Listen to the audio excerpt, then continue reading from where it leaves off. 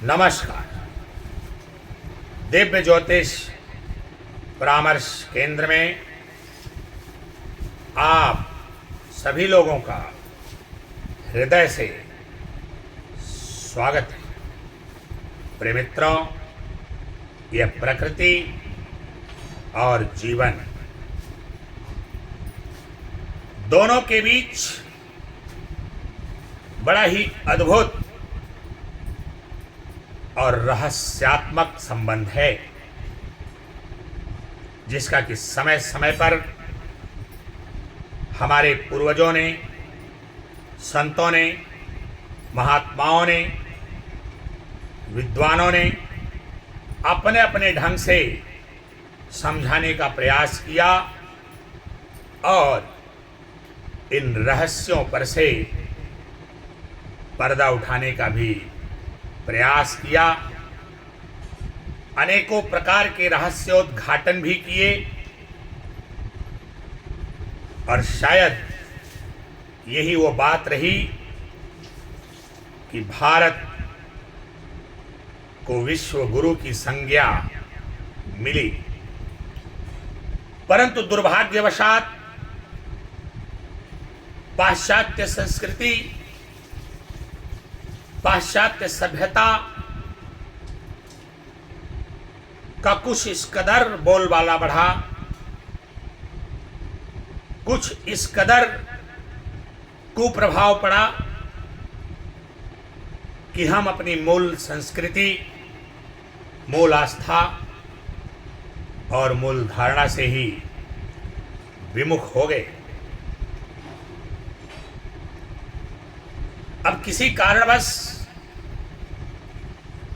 कोई अपनी संस्कृति को भूल बैठा हो, कोई अपनी सभ्यता को भूल बैठा हो, कोई अपनी आस्था से डगमगा गया हो,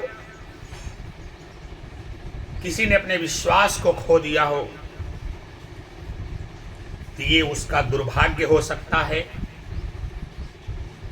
और सत्य से उसका कोई लेना देना नहीं है। हमारे पास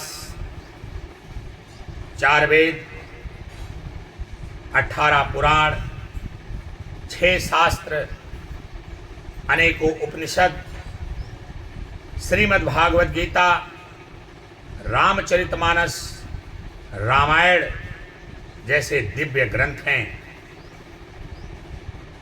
जो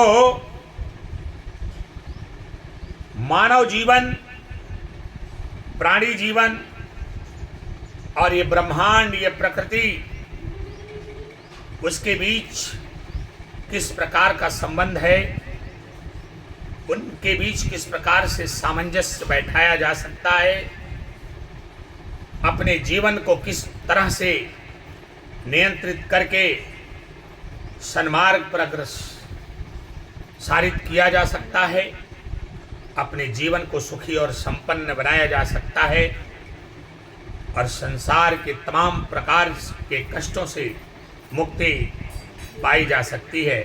इसके संदर्भ में विस्तार से उन्मूलन के साथ चर्चा किया हुआ है। ये जो ग्रंथ हैं, ये कोई साधारण ग्रंथ नहीं है। अब हमारी पूर्वाग्रह, हमारा दुर्वाग्रह, हमारी अल्पज्ञता, हमारी अनभिज्ञता या फिर हमारी संकीर्ण मानसिकता अगर हमें उसके महत्व को स्वीकार करने नहीं देती, तो इसमें हमारे उन पूर्वजों की कोई गलती नहीं, कोई दोष नहीं, सारी कमियां हमारी हैं और हमारे ही अंदर दोष है और हम ही भूल कर रहे हैं। वैसे एक बार किसी ने हमसे प्रश्न किया कि इस संसार में कुछ लोग बातें मान जाते हैं और कुछ लोग बातें नहीं मानते, आखिर क्यों? हमने उनसे कहा ये बहुत साधारण सी बात है कि इस दुनिया में सबका अपना अपना महत्व है, अपनी अपनी भूमिका है। बातों को समझाने के लिए, रहस्यों को समझाने के लिए समय समय पर गुरुओं का आगमन होता है हमारे जीवन में। और ये गुरु, जैसा कि शब्द से ही स्पष्ट होता है कि गु का अर्थ होता है अंधकार और रू का अर्थ होता है प्रकाश, अर्थात हमें जो ज्ञान से अंधेरे से प्रकाश की ओर लेके जाए, जो अज्ञान से ज्ञान की ओर लेकर जाए, वही हमारा गुरु होता है। तो यदि 100 लोग हमारी बातें सुन रहे हैं और 100 के 100 हमारी बातें मान लें, तो फिर तो गुरु का अस्तित्व ही समाप्त हो जाएगा। अब सारे के सारे लोग उत्पादक ही हो जाएंगे, तो उपभोग कौन करेगा? कॉम्बिनेशन बना रहे, तारतम्य बना रहे, निरंतरता बनी रहे, अविरलता बनी रहे, सिस्टम बना रहे, प्रणाली बनी रहे, पद्धति बनी रहे, निजाम बना रहे, व्यवस्था बनी रहे, ये सारी चीज़ें अस्तित्व में बनी रहें, इसके लिए संस्तरण का होना ज़रूरी है। एक तरफ अज्ञानी मिलेंगे, वहीं दूसरी तरफ ज्ञानी भी मिलेंगे, और अज्ञानियों को ज्ञान देने के लिए समय समय पर गुरुओं का प्रादुर्भाव होता भी रहेगा। और उन अज्ञानियों में से कुछ लोग गुरुओं की बात को अंगीकार करेंगे, स्वीकार करेंगे, गुरु के प्रति श्रद्धा और विश्वास रखेंगे और अपने जीवन को सन्मार्ग की तरफ ले जा करके अपने आप को सुखी और संपन्न बनाएंगे। लेकिन कुछ लोग ऐसे भी रहेंगे जो मानेंगे नहीं, वो अज्ञानता करते रहेंगे, नुकसान उठाते रहेंगे, कष्ट को भोगते रहेंगे, परंतु ज्ञान को स्वीकार नहीं करेंगे। ये संस्तरण है, ये प्रकृति प्रदत्त संस्तरण है, और प्रकृति ये अस्तर बनाकर रखती है।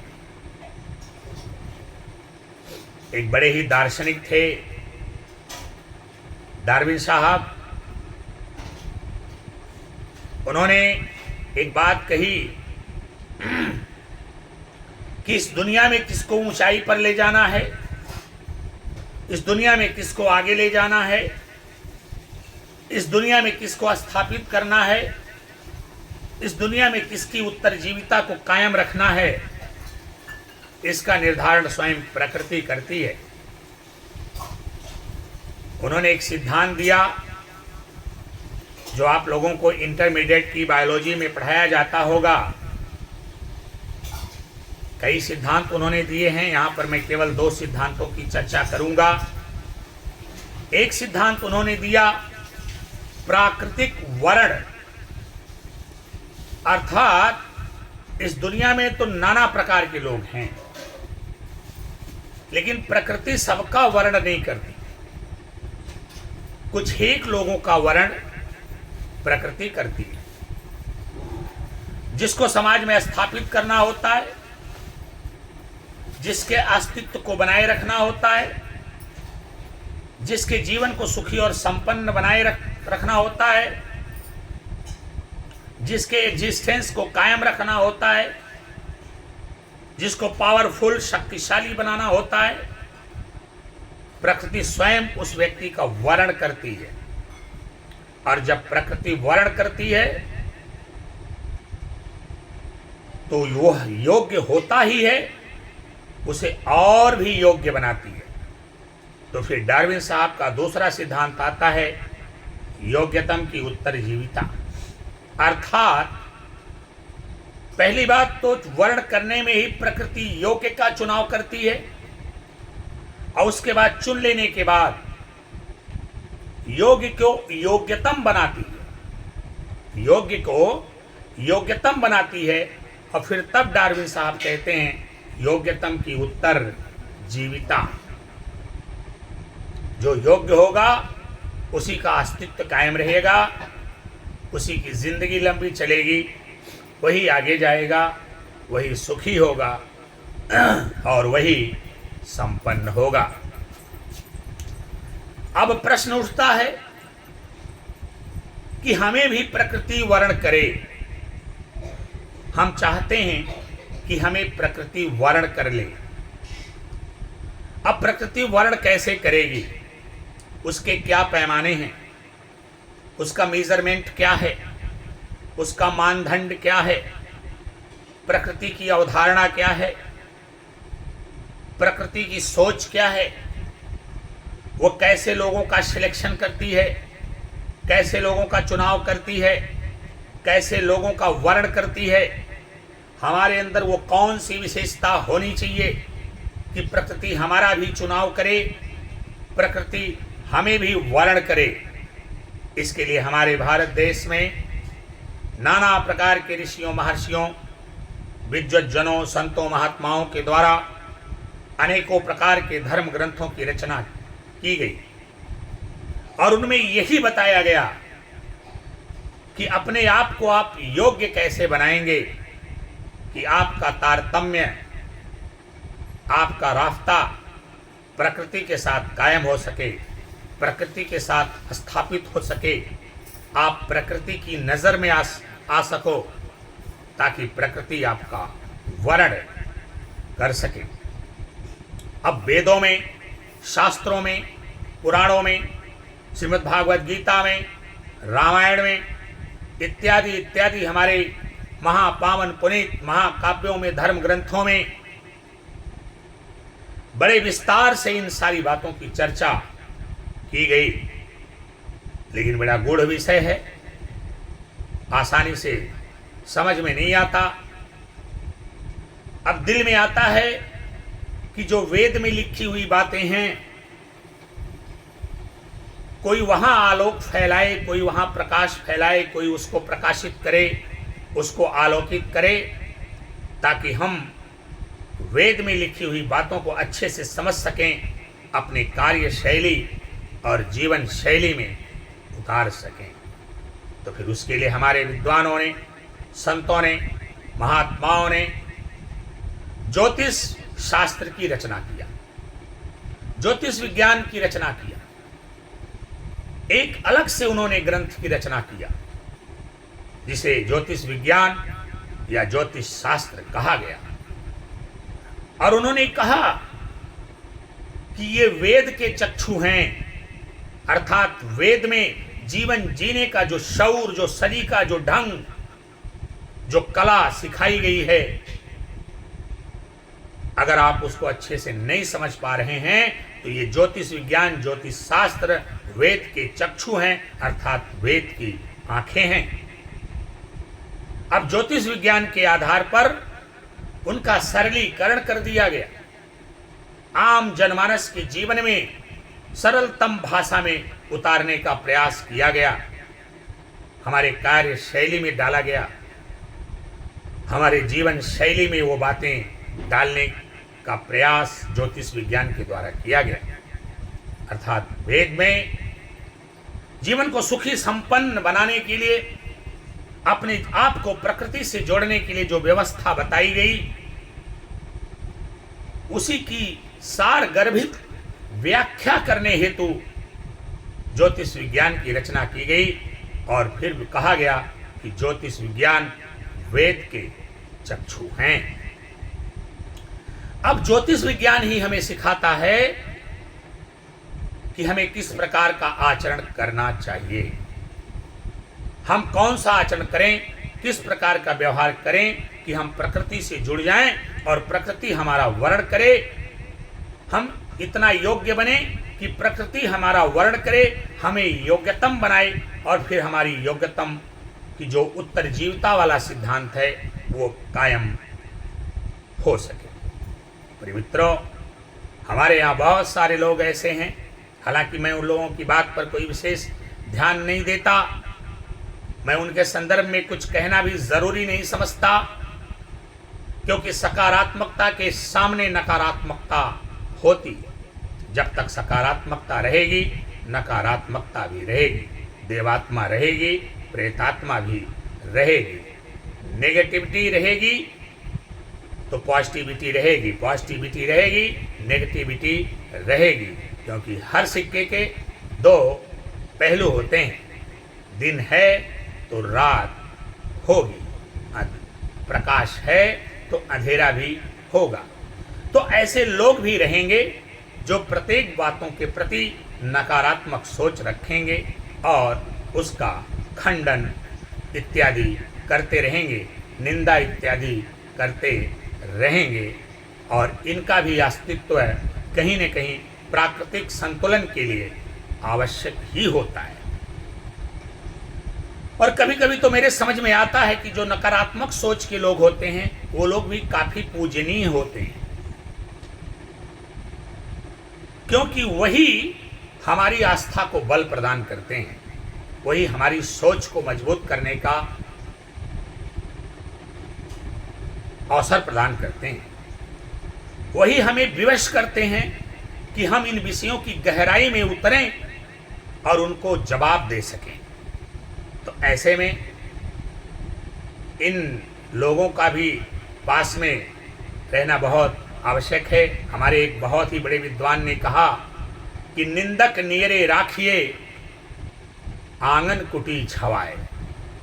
मतलब अगर कोई निंदा करने वाला व्यक्ति है तो उसको अपने आंगन में जगह दे देनी चाहिए, ताकि वो हर वक्त निंदा करते हुए आपको सजग करने का प्रयास करता रहे, ताकि आपके द्वारा भूल चूक से कोई गलती ना हो सके। क्योंकि जब व्यक्ति सफलता के रथ पर सवार होता है तो कहीं न कहीं उस आवेग में वो ये भूल भी जाता है उसके द्वारा क्या गलत हो रहा है। ऐसे में ये निंदक लोग जो विदाउट किसी पेमेंट के उसे उसकी गलतियों का एहसास कराते हैं और फिर वह व्यक्ति अपनी गलतियों को सुधार करके और आगे बढ़ता है। संक्षेप में कहा जाए तो यही कहा जाएगा कि निंदक भी हमें आगे बढ़ने में विशेष सहयोगी होते हैं। इसलिए मैंने कहा कि ये लोग भी बहुत ही आदरणीय और पूजनीय होते हैं। बात जब ज्योतिष की आती है तो कभी कभी तुलना करते हैं विज्ञान से। अगर आप विज्ञान से ज्योतिष की तुलना कर रहे हैं तो निश्चित रूप से आपको विज्ञान की परिभाषा नहीं पता है, आपको साइंस की डिफिनीशन नहीं पता है। विज्ञान अगर मैं इसकी शाब्दिक व्याख्या करूं तो विधन ज्ञान दो शब्दों से मिलकर बना है। वी का अर्थ होता है विशेष या खास, ज्ञान का अर्थ है जानकारी। जब भी किसी भी विषय, किसी भी वस्तु की आपके पास विशेष या खास जानकारी होती है तो इसी को विज्ञान कहा जाता है। विज्ञान का कार्य क्या है? विज्ञान का कार्य है कि रहस्य पर से पर्दा उठाए और आपको सुखी और संपन्न बनाए। इसीलिए विज्ञान की रचना हुई। यह अलग बात कि आज विज्ञान का दुरुपयोग हो रहा है। सृजनात्मक निर्माण की अपेक्षा विनाशात्मक निर्माण ज़्यादा हो रहा है, जिसका दंश आज पूरी दुनिया को झेलने पे मजबूर होना पड़ रहा है। ज्योतिष आपके रग रग में बसा है, आपके रोम रोम में बसा है, प्रकृति के हर एक क्रियाकलाप में, कण कण में बसा है ज्योतिष। एक छोटा सा एग्जाम्पल मैं देना चाहूंगा। जैसे आपको कोई भी बीमारी, छोटी सी बीमारी हो गई, सर दर्द हो गया या बदन में दर्द हुआ या हल्की फुल्की कहीं चोट लगी, और आपने जैसे ही दवा का एक छोटी सी टिकिया, दवा की एक छोटी सी टिकिया उठा करके आपने अपने मुंह में डाला, आपने ज्योतिष का प्रयोग कर लिया। ज्योतिष क्या? जो आपको बुराई से निकाल के अच्छाई की तरफ ले जाए, जो आपको समस्या से निकाल करके सुकून की तरफ ले जाए, जो आपको कठिनाई से निकाल करके आसानी की तरफ ले जाए, जो आपको रोगों से बचा करके निरोगी बना दे, यही ज्योतिष है। आप जैसे ही मेडिसिन की एक छोटी सी गोली अपने जिह्वा पर रखते हो, जल ग्रहण करते हो, आपके अंदर जाती है, आपने ज्योतिष का प्रयोग कर लिया, ये अलग बात है। That is medical astrology. आपको फ्रैक्चर हुआ, आप ऐसे नहीं बैठते कि बस बैठ गए, आप फौरन डॉक्टर के पास जाते हो और डॉक्टर जो है आपको प्लास्टर लगाता है, उसकी रिपेयरिंग करता है। दैट इज एस्ट्रोलॉजी, ये ज्योतिष है। जो कुछ भी इस दुनिया में, चाहे सुख को पाने के लिए या दुखों को खत्म करने के लिए या अपने आप को स्थापित करने के लिए या फिर शोहरत के लिए या फिर धन पाने के लिए या फिर दौलत पाने के लिए, जो कुछ भी आप करते हो, all are belong to astrology. सब कुछ ज्योतिष से ही संबंध रखते हैं।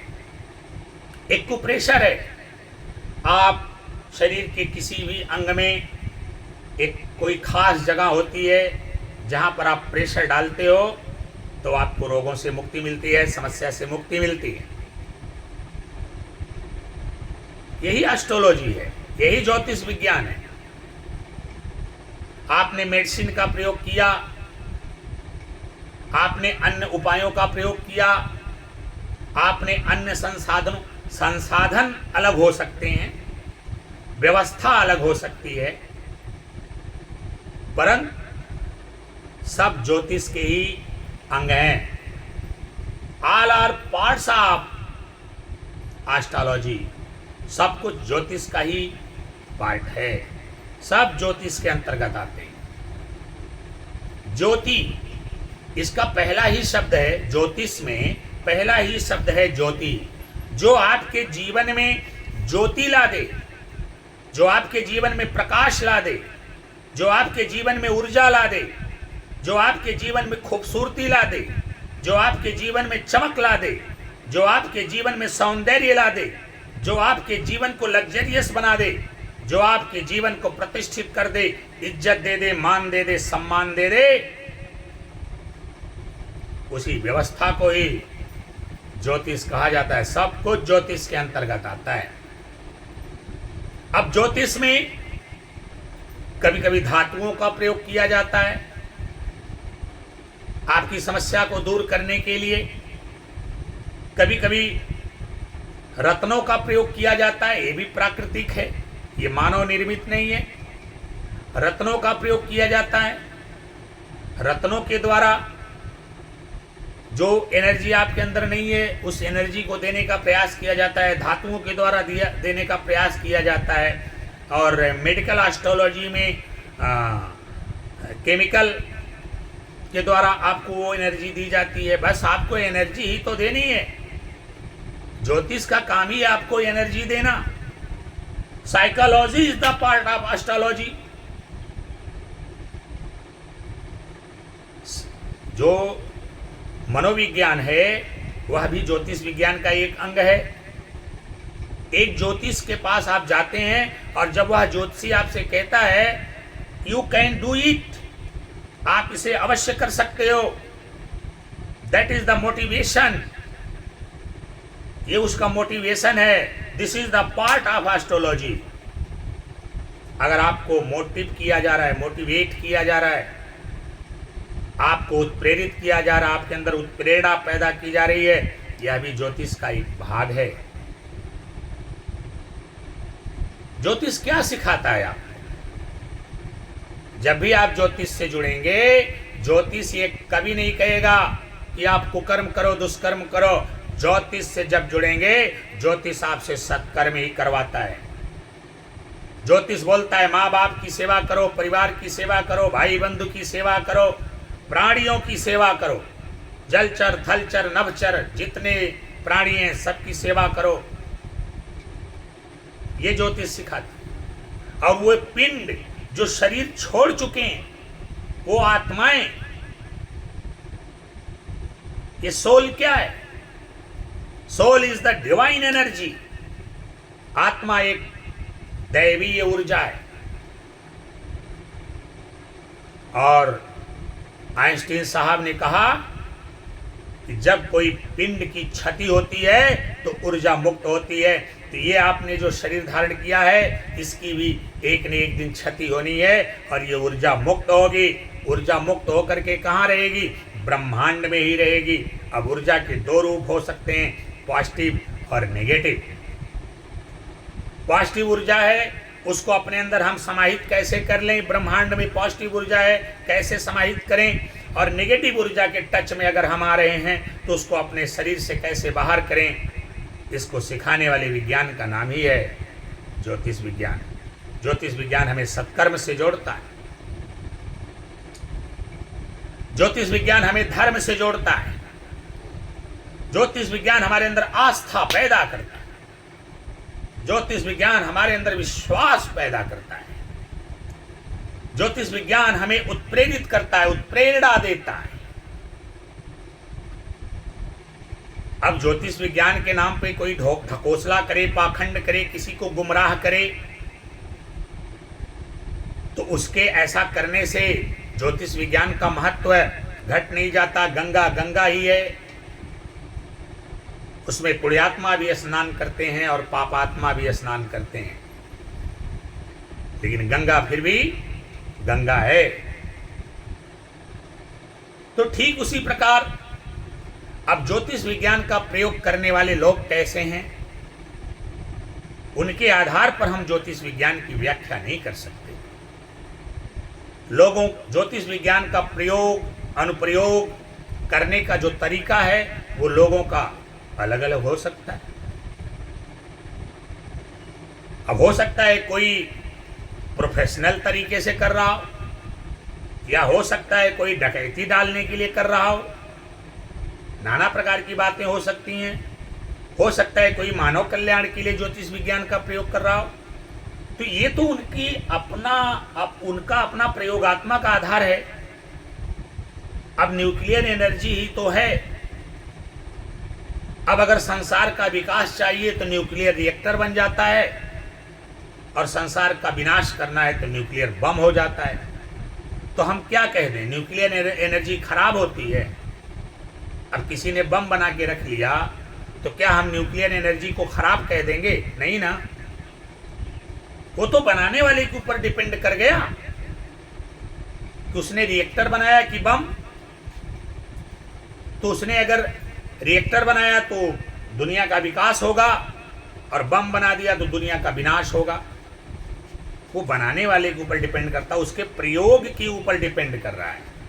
अब ज्योतिष विज्ञान का, ज्योतिष शास्त्र का जो लोग प्रयोग कर रहे हैं, उसके पीछे उनकी मंशा क्या है, वो उनका अपना हो सकता है। लेकिन उनकी मंशा के आधार पर हम ज्योतिष विज्ञान की व्याख्या नहीं करने वाले। हम अपने मनीषियों के इतने पुरुषार्थ पर हम प्रश्न चिन्ह लगाने वाले कौन होते हैं? हमारी कोई औकात नहीं।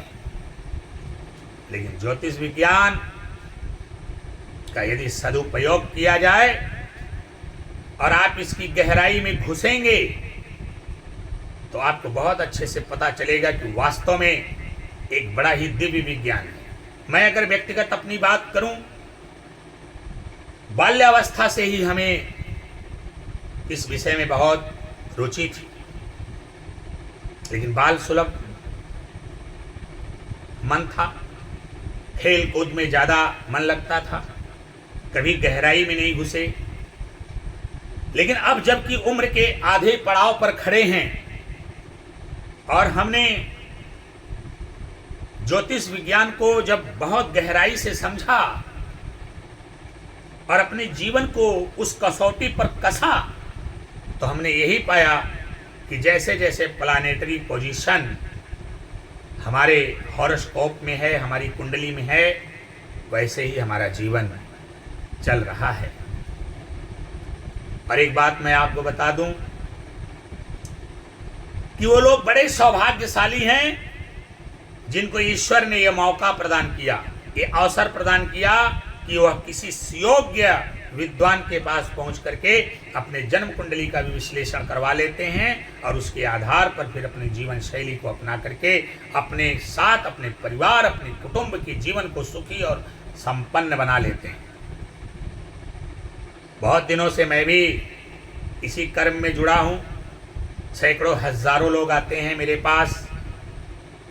भारत के कोने कोने से लोग जुड़े हैं, हर एक प्रांत से लोग जुड़े हैं।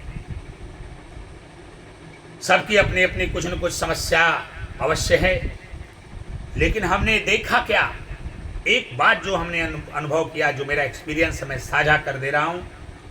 हमने ये देखा कि भगवान की इच्छा जिसको बचाने की रही, भगवान ने उसको ये माध्यम पकड़ा दिया, और जिसको बचाने की नहीं रही, दरवाजे तक लेकर तो आए, लेकिन आगे कुछ करने नहीं दिए। तो बहुत सारी बातें हैं। ये बड़े भाग्य की बात है कि आपके जीवन में ऐसा कुछ हो, कोई अच्छा गुरु मिले जो आपको सन्मार्ग दिखाए, सच्चा मार्ग दिखाए, आपको मोटिवेट करे, आपको उत्प्रेरित करे, आपको योग्य बनाए ताकि आपका प्रकृति वर्ण करे, आपको योग्यतम बनाए ताकि आपकी उत्तरजीविता कायम रहे। ये बड़े सौभाग्य की बात है। और जिन लोगों को ये सौभाग्य प्राप्त होगा,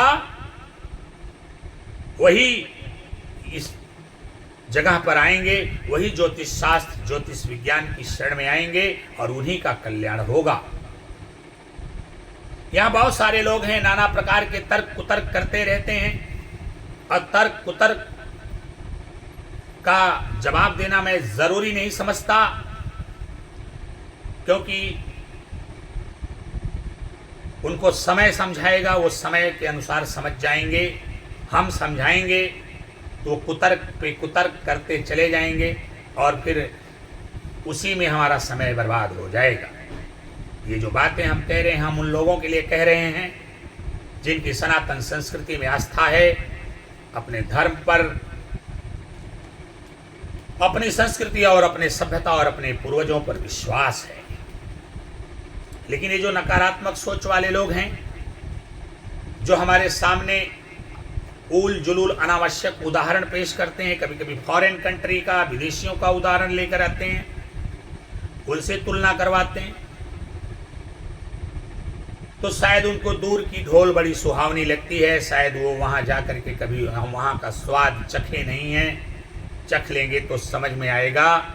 और फिर उनके मुंह से बरबस यही निकलेगा कि है प्रीत जहाँ की रीत सदा, मैं गीत वहाँ के गाता हूँ, भारत का रहने वाला हूँ, भारत की बात सुनाता हूँ।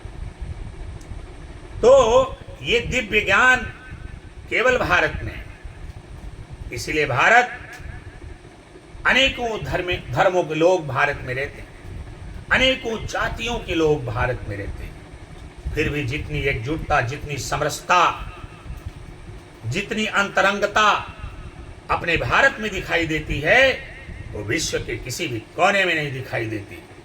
शायद हमारी इसी संस्कृति का ये प्रभाव रहा कि आज भी हम पूरी दुनिया में सभ्यता और संस्कृति के मामले में सर्वोपरि हैं, थे भी और आगे रहेंगे भी। तो फिर मैं आपको यही सलाह दूंगा, किसी भी प्रकार के किसी कुतर्क कुचक्र में ना फंसिए और आप अपने जीवन को ज्योतिष विज्ञान की कसौटी पर कसकर आगे बढ़ने का प्रयास करिए।